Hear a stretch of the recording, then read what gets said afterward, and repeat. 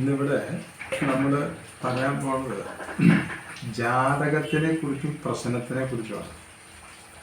അതായത് ജനനം മുതൽ അന്ത്യം വരെ ഉള്ള വിഷയങ്ങൾ പ്രതിപാദിക്കുന്നതാണ്.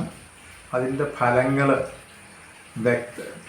പ്രതിപാദിക്കുകയും അതിന് ഭയങ്കര വ്യാപ്തിയും വൈവിധ്യവും ഉണ്ടാവും ജാതകത്തിൽ.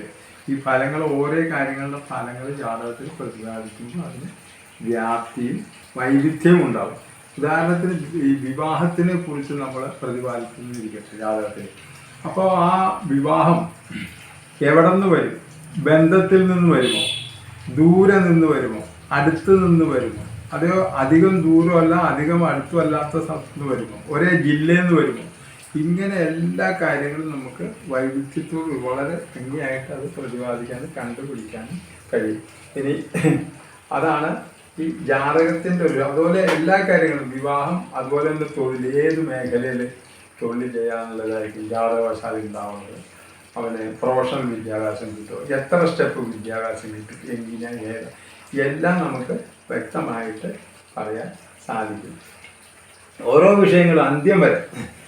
പ്രശ്നം എന്ന് പറയുമ്പോൾ അവിടെ പ്രശ്നകർത്താവിനാണ് പ്രാധാന്യം. അതായത് പ്രശ്നകർത്താവിൻ്റെ തൽക്കാല വിഷയസ്ഥിതിയെക്കുറിച്ചാണ് നമ്മൾ ചിന്തിക്കുന്നത്. അപ്പം അതിനെ എന്ത് പറഞ്ഞു വെച്ചാൽ ആ ഫലങ്ങൾക്ക് സൂക്ഷ്മതയും കൃത്യതയും ഉണ്ടാവും. സൂക്ഷ്മതയും കൃത്യത ഓരോ വിഷയത്തിൽ അയാളുടെ തൽക്കാല വിഷയം, അവിടെ പ്രശ്നകർത്താവ് വന്നു നിൽക്കുന്ന സ്ഥലം, അയാൾ ഈ നമ്മളോട് കാര്യങ്ങൾ ചോദിക്കുന്ന സമയം, അപ്പോൾ കിട്ടുന്ന നമ്മുടെ നിമിത്തങ്ങൾ, ഇതിനൊക്കെ പ്രാധാന്യമുണ്ട്.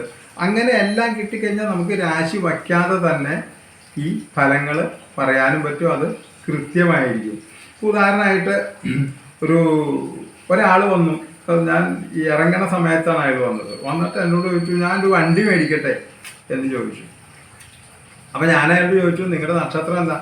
അപ്പോൾ അയാൾ പറഞ്ഞു രേവതിയാണ്. അയാൾ വന്നേക്കണ മകത്തിൻ്റെ അന്നാ. രേവതിക്ക് മകം ഭേദമാണ്. അയാൾ നിൽക്കണത് മീനൻ രാശിയിലാണ്. പുറത്ത് നിൽക്കണത് നമ്മുടെ മിറ്റത്ത് കയറിയിട്ടില്ല, മീനൻ രാശിയിൽ നിൽക്കുന്നു. അപ്പോൾ ഈ മകം അത് രേവതിയുടെ ആണ്. ഇയാളുടെ മകം വേദം, അവിടെയാണ് ശുക്രൻ നിൽക്കുന്നത്.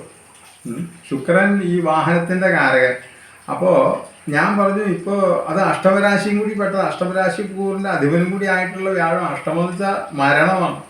അപ്പം ഞാൻ പറഞ്ഞു, നിങ്ങൾ മേടിക്കേണ്ടത് ഇപ്പം മേടിക്കേണ്ട, 2 ആഴ്ച കഴിയട്ടെ എന്ന് പറഞ്ഞു. ശരിയെന്ന് പറഞ്ഞ് അയാൾ പോവുകയും ചെയ്തു. അയാൾ വണ്ടി എടുത്തു, അയാൾക്ക് ആക്സിഡൻറ്റ് പറ്റി. ഇതാണ് ഉണ്ടായത്. ഒരാഴ്ച കഴിഞ്ഞപ്പോൾ ആശം കയ്യെ കെട്ടി തൂക്കി വന്നിരുന്നു.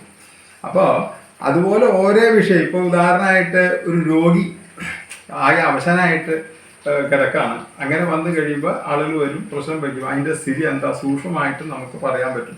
ഇതിന് രക്ഷ നേടൂ, ഇതിന് രക്ഷ നേടാണ്ടിരിക്കുമോ, എങ്ങനെയാ അത് പറയാം. അതുപോലെ കേസിൽ ഞാൻ ജയിക്കുമോ, ഒരു കേസ് കൊടുത്തിട്ടുണ്ട് ഞാൻ ജയിക്കുമോ ഇല്ലയോ, അത് നമുക്ക് പറയാൻ പറ്റും.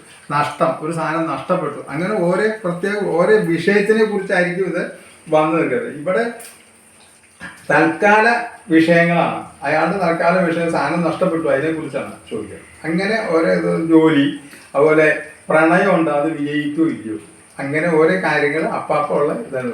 ഈ വിഷയത്തിൻ്റെ 2 വശത്തായി ഈ പ്രശ്നകർത്താവും ജ്യോത്സ്യനും, അതായത് ദൈവജ്ഞനും നിൽക്കുകയാണ്.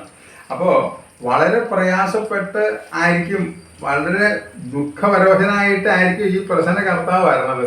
അപ്പോൾ പ്രശ്നകർത്താവിൻ്റെയും ദൈവജ്ഞൻ്റെയും ജ്യോത്സ്യൻ്റെയും മനസ്സുകളിൽ പ്രവർത്തനങ്ങളും പ്രതിപ്രവർത്തനങ്ങളും നടന്നിട്ട് അവരുടെ മനസ്സിൻ്റെ അവസ്ഥകൾ ഒന്നായി തീർന്നു കഴിയുമ്പോൾ ഇയാൾ രാശി വയ്ക്കുമ്പോൾ ഫലങ്ങൾ അയക്ക് സൂക്ഷ്മമായിട്ട്, ഫലങ്ങൾ ഭംഗിയായിട്ട് കിട്ടുകയും ചെയ്യും. എങ്ങനത്തെ അയക്ക് ദൈവാധീനവും ഗുരുത്വവും തത്വഗുണപ്രധാനവും ഗ്രഹഗണിതങ്ങൾ അറിയാവുന്നതും ആയ ഒരു ജ്യോത്സ്യനാണെങ്കിൽ അയക്ക് ഫലങ്ങൾ കിട്ടുകയും അപ്പം അതിന് എന്തെല്ലാം പരിഹാരങ്ങൾ വേണം, പരിഹാര നിർദ്ദേശങ്ങൾ അല്ലെങ്കിൽ എല്ലാം പറഞ്ഞു കൊടുത്ത് അത് കൃത്യമായിരിക്കും, സൂക്ഷ്മമായിരിക്കും, കൃത്യമായി വരികയും ചെയ്യുന്നു. അതാണ് പ്രശ്നത്തിൻ്റെ ഒരു ഫലം.